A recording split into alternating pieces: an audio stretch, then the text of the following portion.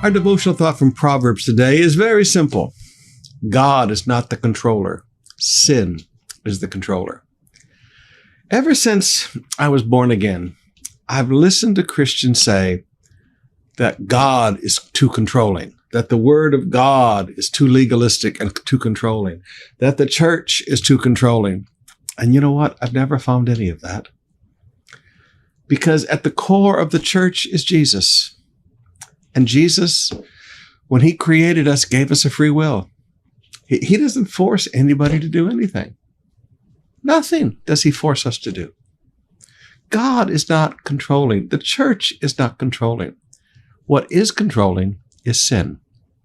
Now look at Proverbs chapter 5, verse 21 and 22 with me, please. For the Lord sees clearly what a man does, examining every path he takes. Okay, God watches. God knows the sin. An evil man, verse 22, is held captive by his own sins. They are the ropes that catch and hold him. What are the ropes that catch and hold a man? Other people controlling them? No. It's their own sins. Their own lying controls them. Their own greed controls them. We hear people talk about addictions today. Well, I have a drug addiction. Well, I have an alcohol addiction. Well, I have a tobacco addiction. Well, I have a stealing addiction. Well, I have a sexual addiction. Well, I have a lying addiction. And we make this out to be some kind of a sickness. It's a sin. And yes, it does control you. Now, at some point, we have to recognize God is not controlling. God says, you know what? I gave you a free will. I would like you to love me. I would like you to follow me, but that's your choice. But sin doesn't give you a choice. Sin holds a person captive. Now, beloved, when it comes to life and decisions of life, let me encourage you. Follow on in verse 23. He said, this man who is controlled by sin will die for lack of self-control. He will be lost because of his great foolishness. That lack of self-control allowed you to be taken captive to sin. Paul says in Romans, whatever we yield ourselves to become a slave, that we become a slave to. I have been absolutely amazed in the last 10, 15 years how Christians have become so controlled by alcohol. Drinking is now a test of fellowship, a test of friendship. I won't be friends with anybody who don't drink.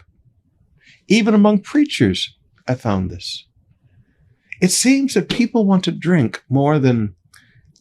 I've watched people give up long friendships because they were going to insist on drinking.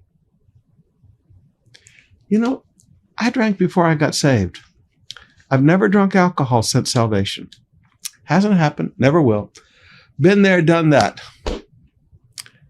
Jesus set me free.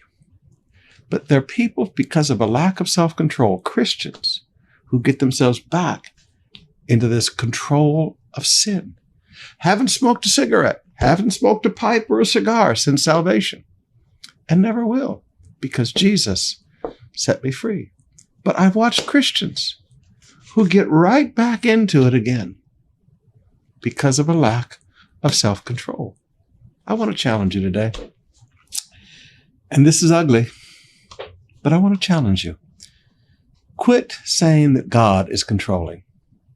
Quit saying that the Word of God and the things of God and the church of God is controlling. It's not. The church, everything about God is the great liberator. Do what you want.